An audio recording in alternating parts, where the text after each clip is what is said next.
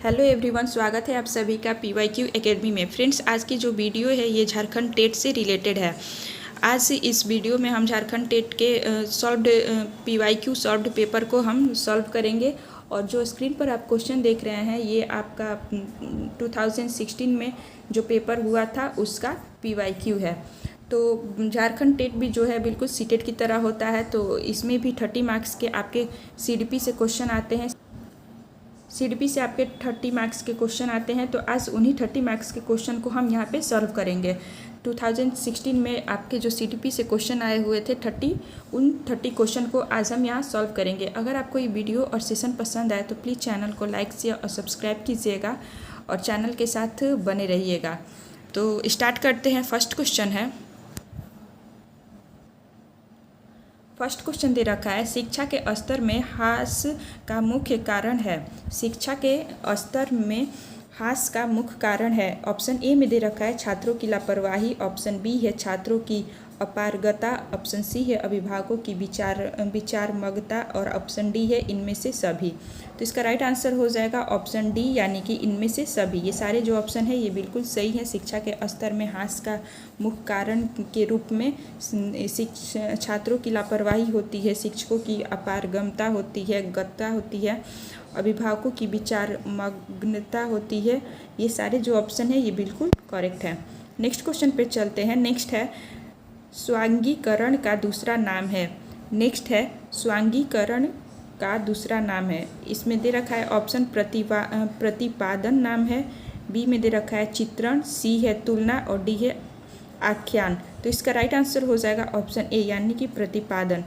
स्वांगीकरण जो है इसका दूसरा नाम प्रतिपादन है। नेक्स्ट क्वेश्चन है, लज्जा एवं गर्व का भाव किस दशा में विकसित होता है। लज्जा एवं गर्व का भाव किस दिशा में विकसित होता है ये पूछ रहा है। और यहाँ पे अवस्था दे रखा है। फर्स्ट में दे रखा है शैशवावस्था, सेकेंड है बाल्यावस्था, थर्ड है किशोरावस्था और फोर्थ में दे रखा है यौवन अवस्था। तो इसका राइट आंसर हो जाएगा ऑप्शन बी, यानी कि बाल्यावस्था में लज्जा और गर्व का भाव विकसित होता है। नेक्स्ट है निम्नलिखित में से मूल्यांकन शिक्षक के लिए किस रूप में सहायक है। क्वेश्चन है कि निम्नलिखित में से मूल्यांकन करना शिक्षक के लिए किस रूप में सहायक है। तो इसके ऑप्शन दे रखा है। फर्स्ट में है कि यह क्रिया शोध हेतु नए मार्ग खोलता है, ऑप्शन बी है शिक्षक अपने छात्रों को विभिन्न समूहों में वर्गीकृत कर सकता है, और ऑप्शन सी है शिक्षक अपने छात्रों को तत्काल प्रतिपुष्टि दे सकता है, और ऑप्शन डी है इनमें से सभी। तो इसका राइट आंसर हो जाएगा ऑप्शन नंबर डी, यानी कि इनमें से सभी जो है ये बिल्कुल ही राइट है। मूल्यांकन शिक्षक के रूप में किस प्रकार से सहायक होता है ये पूछ रहा है। तो यह क्रिया शोध हेतु नए मार्ग खोलता है और शिक्षक अपने छात्रों को विभिन्न समूहों में वर्गीकृत कर सकता है मूल्यांकन करके, और शिक्षक अपने छात्रों को तत्काल प्रतिपुष्टि दे सकता है छात्रों की मूल्यांकन करके। तो इस प्रकार से ये जो सारे ऑप्शन है ये बिल्कुल सही है। नेक्स्ट क्वेश्चन है क्वेश्चन नंबर 35, बुद्धि एवं सृजनात्मकता है ये पूछ रहा है। इसका ऑप्शन दे रखा है धनात्मक रूप से संबंधित है, ऑप्शन बी में है ऋणात्मक रूप से संबंधित है, सी है एक दूसरे से बिल्कुल संबंधित नहीं है, और ऑप्शन डी है सृजनात्मक होने के लिए जी का कम से कम एक सामान्य प्रारंभिक मान आवश्यक है। तो इसका राइट आंसर हो जाएगा ऑप्शन ये ए, यानी कि बुद्धि एवं सृजनात्मकता जो है वो धनात्मक रूप से संबंधित है। नेक्स्ट क्वेश्चन है, निम्नलिखित में से संयुक्त राष्ट्र संघ का कौन सा संगठन शिक्षा से संबंधित है। तो ऑप्शन दे रखे हैं यूनिसीएफ, ऑप्शन बी में है यूनेस्को, ऑप्शन सी है यूएनओ और ऑप्शन डी है यूएनएसई। तो इसमें से राइट आंसर हो जाएगा आपका ऑप्शन बी, यानी कि यूनेस्को जो है UNESCO। यूनेस्को जो है ये संयुक्त राष्ट्र संघ का संगठन जो है ये शिक्षा से संबंधित है। नेक्स्ट क्वेश्चन है कि किस उम्र तक बच्चों में आदत विकसित होती है। ये पूछ रहा है। और यहाँ पे ऑप्शन दे रखा है बाल्यावस्था, ऑप्शन बी है जन्म, ऑप्शन सी है सर्वदा प्रवहमान और ऑप्शन डी है गर्भावस्था के दौरान। तो तो इसका राइट आंसर हो जाएगा ऑप्शन बी, यानी कि जन्म उम्र तक बच्चों में आदत विकसित होती है। जन्म तक बच्चों में आदत विकसित होती है। इसका राइट आंसर हो जाएगा ऑप्शन बी। नेक्स्ट है, निम्नलिखित में से कौन सा विकास का सिद्धांत है। निम्नलिखित में से कौन सा विकास का सिद्धांत है, ये आपसे पूछ रहा है और ऑप्शन दे रखे हैं। यह सबके लिए समान गति से आगे नहीं बढ़ता है। ये ऑप्शन ए है, आपको बताना है सही है कि गलत है। ऑप्शन बी में दे रखा है कि विकास सदैव रेखीय होती है। नेक्स्ट पॉइंट दे रखा है कि यह एक असतत प्रक्रिया है और ऑप्शन डी दे रखा है कि विकास की सभी प्रक्रियाएं अंतः संबंधित नहीं हैं। तो इसका राइट आंसर हो जाएगा ऑप्शन ए, यानी कि यह सबके लिए समान गति से आगे नहीं बढ़ता है। विकास जो है ये सभी के विकास के अलग अलग प्रक्रिया होते हैं और ये सभी में समान गति से विकास जो है वो नहीं बढ़ता है। तो इसका राइट आंसर हो जाएगा ऑप्शन ए। नेक्स्ट क्वेश्चन है कि बाल विकास एक प्रणाली है। किस प्रकार की प्रणाली है ये पूछ रहा है। ऑप्शन ए दे रखा है कि धीमी तेज गति की प्रणाली है। ऑप्शन बी सतत क्रमिक लगातार चलती हुई। ऑप्शन सी है समान रूप से लगातार चलते हुए विकास की। और ऑप्शन डी है प्रायिक विकास की। तो इसका राइट आंसर हो जाएगा कि बाल विकास एक प्रणाली है। ये प्रणाली जो है ये सतत क्रमिक लगातार चलती हुई एक प्रणाली है। तो इसका राइट आंसर हो जाएगा ऑप्शन बी। नेक्स्ट क्वेश्चन है, यौन पुरुष या स्त्री होने के जैविक गुणों को संदर्भित करता है जबकि लिंग संदर्भित करता है। दे रखा है कि यौन पुरुष या स्त्री होने के जैविक गुणों को संदर्भित करता है जबकि लिंग जो है वो संदर्भित करता है। ऑप्शन ए में दे रखा है कि पुरुष या स्त्री अथवा मातृजाति या पितृजाति होने के मनोवैज्ञानिक रूप से निर्मित गुण। सेकेंड में दे रखा है कि पुरुष या स्त्री अथवा मातृजाति या पितृजाति होने के सामाजिक रूप से निर्मित गुण। सी में दे रखा है कि लैटिन में स्वयं जैविक गुण। और डी दे रखा है कि चिकित्सा शास्त्र में मातृजाति या पितृजाति। तो इसका राइट आंसर हो जाएगा ऑप्शन बी, यानी कि पुरुष या स्त्री अथवा मातृजाति या पितृजाति जो होते हैं होने के सामाजिक रूप में निर्मित गुण। इस प्रकार से आपका ऑप्शन बी जो है वो राइट है। नेक्स्ट क्वेश्चन है कि हम किसी बच्चे को पिछड़ा कहते हैं यदि उसका प्राप्तांक उसकी कक्षा का न्यूनतम अंक होता है। ऑप्शन बी में दे रखा है वह निम्न औसत बुद्धि वाला मंद बच्चा हो। ऑप्शन सी दे रखा है वह एक ही कक्षा में 1 साल से अधिक रह जाता है। और ऑप्शन डी है अपनी स्वाभाविक सामर्थ्य के निम्न स्तर पर उसके प्राप्तांक आते हैं। तो हम किसी बच्चे को पिछड़ा कहते हैं यदि उसका प्राप्तांक उसकी कक्षा का न्यूनतम अंक होता है, तब हम उस बच्चे को क्या कहते हैं कि वो बच्चा पिछड़ा है। इस प्रकार से आपका ऑप्शन ए जो है वो राइट हो जाएगा। नेक्स्ट क्वेश्चन है कि उचित प्रेरक परिवेश स्थितियों के लिए निम्नलिखित में से कौन सा आवश्यक है। तो इसके ऑप्शन दे रखे हैं, बैठने की समुचित व्यवस्था। बी में है स्थिर एवं शांतिपूर्ण परिवेश। ऑप्शन सी है सहयोगी एवं स्पर्धामूलक समूह स्थिति। और ऑप्शन डी है इनमें से सभी। दे रहा है कि उचित प्रेरक परिवेश स्थितियों के लिए निम्नलिखित में से कौन सा आवश्यक है। तो बैठने की समुचित व्यवस्था ये बिल्कुल राइट है। ऑप्शन बी दे रखा है कि स्थिर एवं शांतिपूर्ण परिवेश, ये भी होना चाहिए। ऑप्शन सी है सहयोगी एवं स्पर्धामूलक समूह स्थिति। ये तीनों ही ऑप्शन बिल्कुल ही राइट है। तो इस प्रकार से आपका राइट आंसर हो जाएगा ऑप्शन डी। नेक्स्ट है कि बच्चे का विकास निम्न में से किसका परिणाम है। ऑप्शन ए दे रखा है अनुवांशिकता। ऑप्शन बी है पर्यावरण। ऑप्शन सी है अनुवांशिकता एवं पर्यावरण के मध्य अन्योन्य क्रिया। और ऑप्शन डी है आर्थिक कारक। तो इसका राइट आंसर हो जाएगा ऑप्शन सी, यानी कि बच्चे का विकास जो है वो अनुवांशिकता तथा पर्यावरण के मध्य अन्योन्य क्रिया के द्वारा होता है।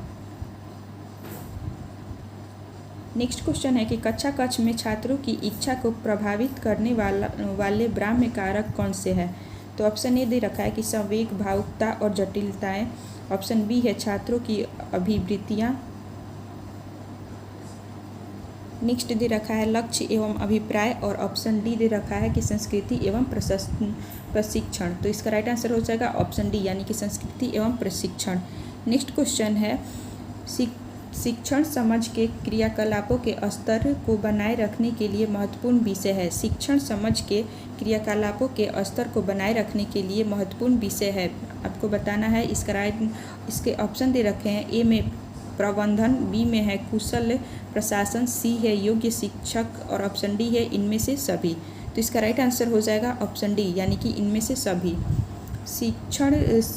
शिक्षण समझ में क्रियाकलापों के स्तर को बनाए रखने के लिए सबसे महत्वपूर्ण जो है वो है प्रबंधन, कुशल प्रशासन और योग्य शिक्षक। इन तीनों का होना अति महत्वपूर्ण है। नेक्स्ट क्वेश्चन है कि कमज़ोर छात्र को प्रेरित करने के लिए शिक्षक को करना चाहिए। तो ऑप्शन दे रखा है अच्छे काम के लिए प्रशंसा करना और उत्तम काम करने के लिए उन्हें कहना। बी में है उन्हें पहले बेंच पर बैठाना। ऑप्शन सी है कक्षा के प्रति थोड़ा अधिक ध्यान देना और ऑप्शन डी है कक्षा में उन पर ध्यान न देना। तो इसका राइट आंसर हो जाएगा क्वेश्चन नंबर 46 का ऑप्शन ए, यानी कि अच्छे काम के लिए बच्चों को हमेशा उनको प्रशंसा करना चाहिए ताकि वो और आगे बढ़े और अच्छे से काम करे, और उत्तम काम करने के लिए उन्हें कहना, और जो काम अच्छा हो उत्तम हो उन्हें करने के लिए बच्चों को हमेशा प्रेरित करना चाहिए। तो इस प्रकार से राइट आंसर जो है वो ऑप्शन ए हो जाएगा। नेक्स्ट क्वेश्चन है डिसलेक्सिया संबंधित है मुख्यतया। ऑप्शन ए में दे रखा है कि पठन की कठिनाइयों से संबंधित है, बी में है वाचन की कठिनाइयों से संबंधित है, सी में है वाचन और श्रवण की कठिनाइयों से संबंधित है, और डी में है श्रवण की कठिनाइयों से संबंधित है। तो इसका राइट आंसर हो जाएगा कि डिसलेक्सिया जो है वो पठन की कठिनाइयों से संबंधित है, यानी कि ऑप्शन ए जो है वो राइट हो जाएगा। नेक्स्ट क्वेश्चन है कि छात्रों के व्यक्तिक अंतरों को सुलझाने के लिए विद्यालय किस प्रकार की सहायता मुहैया करा सकता है। क्वेश्चन है कि छात्रों के व्यक्तिक अंतरों को सुलझाने के लिए विद्यालय किस प्रकार से सहायता मुहैया करा सकता है। इसके ऑप्शन दे रखे हैं कि सभी छात्रों के लिए समान स्तर की पाठ्यचर्या अनुसृत करना। ऑप्शन बी है कि छात्र केंद्रित पाठ्यचर्या अनुसृत करना और छात्रों को बहुवृद्धि अधिगम सुविधाएं प्रदान करना। ऑप्शन सी है छात्रों के व्यक्तिगत अंतरों को दूर करने के लिए सभी संभावित कदमों का प्रयोग करना, और ऑप्शन डी है कि विशेष विद्यालयों में मंद शिक्षार्थी को भेजना। तो इसका राइट आंसर हो जाएगा ऑप्शन बी, यानी कि छात्र केंद्रित पाठ्यचर्या अनुसृत करना और छात्रों को बहुवृद्धि अधिगम सुविधा प्रदान करना। छात्रों के केंद्रित जो छात्रों के लिए उपयुक्त हो उनके पाठ्यचर्या के अनुसार, तो वही पाठ हमें बच्चों को पढ़ाना चाहिए और उनको मल्टीपल वर्क अधिगम जो है सिखाना चाहिए, जिससे उनको उनके जीवन में लाभ मिल सके। नेक्स्ट क्वेश्चन है कि शिक्षण अधिगम विधि में व्यक्तिगत ध्यान महत्वपूर्ण है क्योंकि शिक्षण अधिगम विधि में व्यक्तिगत ध्यान महत्वपूर्ण है क्योंकि ऑप्शन ए दे रखा है समूहों में शिक्षार्थी सदा बेहतर सीखते हैं, बी में है कि शिक्षक प्रशिक्षण कार्यक्रम इसे निर्धारित करते हैं, सी में दे रखा है कि प्रत्येक शिक्षार्थी को अनुशासित करने के लिए शिक्षकों को यह बेहतर सुविधाएं प्रदान करता है, और ऑप्शन डी है कि शिशुओं का विकास विभिन्न रूप से होता है और भिन्न भिन्न रूप से शिक्षा मिलती है। तो क्वेश्चन नंबर 49 का राइट आंसर हो जाएगा ऑप्शन बी, यानी कि शिक्षण अधिगम विधि में व्यक्तिगत जो ध्यान होता है वो महत्वपूर्ण होता है क्योंकि शिक्षक प्रशिक्षण कार्यक्रम इससे निर्धारित करते हैं। नेक्स्ट क्वेश्चन है कि सृजनशील छात्र का गुण होता है। सृजनशील छात्र का गुण होता है, ऑप्शन ए में दे रखा है कि नमनीयता का अभाव, ऑप्शन बी में है चिंताग्रस्त, और ऑप्शन सी है समस्याओं से अनजान, ऑप्शन डी है बुद्धि का अभाव। तो सृजनशील जो छात्र होते हैं उनका गुण होता है कि वो अक्सर चिंताग्रस्त होते हैं, अपने पाठ्यक्रम अपने ज्ञान को लेकर वो अक्सर चिंताग्रस्त होते हैं। नेक्स्ट क्वेश्चन है क्वेश्चन नंबर 51, मानसिक संघर्ष का एक महत्वपूर्ण कारण है। मानसिक जो संघर्ष होता है उसका एक महत्वपूर्ण कारण पूछ रहा है। ऑप्शन ए में दे रखा है कि यौन आकांक्षाओं का दमन, ऑप्शन बी है आत्मसम्मान और प्रतिष्ठा की क्षति, ऑप्शन सी है खराब अंतर्वैयक्तिक संबंध, और ऑप्शन डी है इनमें से सभी। तो मानसिक संघर्ष जो है वो इन तीनों ऑप्शन ही इसके लिए महत्वपूर्ण है क्योंकि यौन इच्छाओं का दमन होने से मानसिक संघर्ष होता है। आत्मसम्मान और प्रतिष्ठा को अगर क्षति पहुँचे तो भी मानसिक संघर्ष होता है। और खराब अंत व्यक्तिक संबंध, अगर दूसरों के साथ आपका संबंध अच्छा नहीं होगा तो इसके कारण भी मानसिक संघर्ष होता है। तो इस प्रकार से आपका राइट आंसर हो जाएगा इस क्वेश्चन का ऑप्शन नंबर डी है। मूल्यांकन को उपयोगी और रोचक विधि बनाने के लिए किसी को भी सावधानी बरतनी होगी।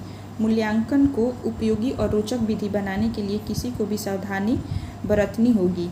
तो इसके ऑप्शन दे रखा है ए में विभिन्न छात्रों के बीच तुलना करने में, ऑप्शन बी है छात्रों को बुद्धिमान अथवा औसत विद्यार्थी के रूप में स्तरीकृत करने में, ऑप्शन सी है छात्र के सीखने की शैक्षिक और सह शैक्षिक सीमाओं के बारे में जानकारी इकट्ठा करने के तरीकों की भिन्न किस्म का उपयोग करने में, और ऑप्शन डी है प्रतिपूर्ति देने हेतु तकनीकी भाषा के प्रयोग करने में। तो इसका राइट आंसर हो जाएगा ऑप्शन सी, यानी कि छात्र के सीखने की शैक्षिक और सह शैक्षिक सीमाओं के बारे में जानकारी इकट्ठा करने के तरीकों की भिन्न किस्म का उपयोग करने में उपयोगी और रोचक विधि जो है उसमें सावधानी बरतनी होगी। इस प्रकार से आपका राइट आंसर हो जाएगा ऑप्शन सी। नेक्स्ट क्वेश्चन है कि निम्नलिखित में से उत्प्रेरणा से कौन सा कारक संबंधित नहीं है। उत्प्रेरणा से पूछ रहा है कि कौन सा कारक संबंधित नहीं है। ऑप्शन ए में दे रखा है इच्छा या रुचि, ऑप्शन बी है जीवन के उद्देश्य, ऑप्शन सी है शारीरिक तंदुरुस्त, ऑप्शन डी है मानसिक स्वास्थ्य। तो इसका राइट आंसर हो जाएगा ऑप्शन सी, यानी कि शारीरिक तंदुरुस्ती। क्वेश्चन है कि उच्च बुद्धि लब्धि संपन्न एक छात्र अध्ययन में अच्छा नहीं कर रहा है, शिक्षक के लिए सबसे अच्छी क्रिया विधि क्या है। उच्च बुद्धि लब्धि संपन्न एक छात्र अध्ययन में अच्छा नहीं कर रहा है, शिक्षक के लिए सबसे अच्छी क्रिया विधि क्या है। तो इसके ऑप्शन दे रखे हैं उसके बेहतर निष्पादन तक प्रतीक्षा करना, ऑप्शन बी में है उसकी न्यून उपलब्धि के लिए कारणों का खोज करना, ऑप्शन सी है परीक्षा में उसे ग्रेस मार्क देना, और ऑप्शन डी है उसे स्कूल से निकाल देने के लिए उसके माता पिता से आग्रह करना। तो इसका राइट आंसर हो जाएगा ऑप्शन बी, यानी कि उसकी न्यून उपलब्धि के लिए कारणों की खोज करना।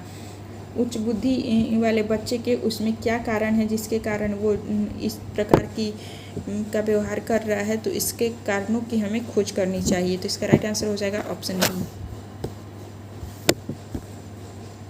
नेक्स्ट क्वेश्चन है आपकी कक्षा के कुछ छात्र विशिष्ट रूप से मेधावी हैं, आप उन्हें पढ़ाएंगे। ऑप्शन ए में दे रखा है कक्षा के शीर्ष विद्यार्थियों के साथ, बी है समृद्ध पाठचर्या के उपयोग द्वारा, ऑप्शन सी है उच्च कक्षा के साथ, और ऑप्शन डी है कि जब भी वे चाहे। तो इसका राइट आंसर हो जाएगा,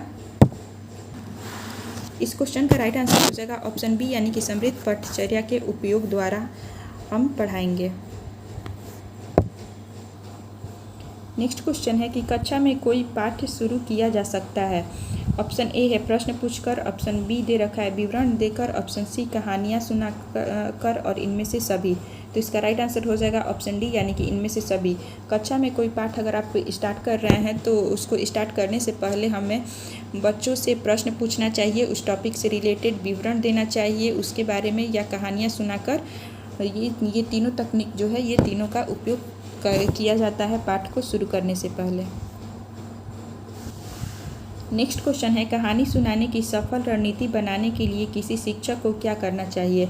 ए में दे रखा है कि संप्रेषण कौशल और भाव भंगिमा से कहानी को रोचक बनाना है।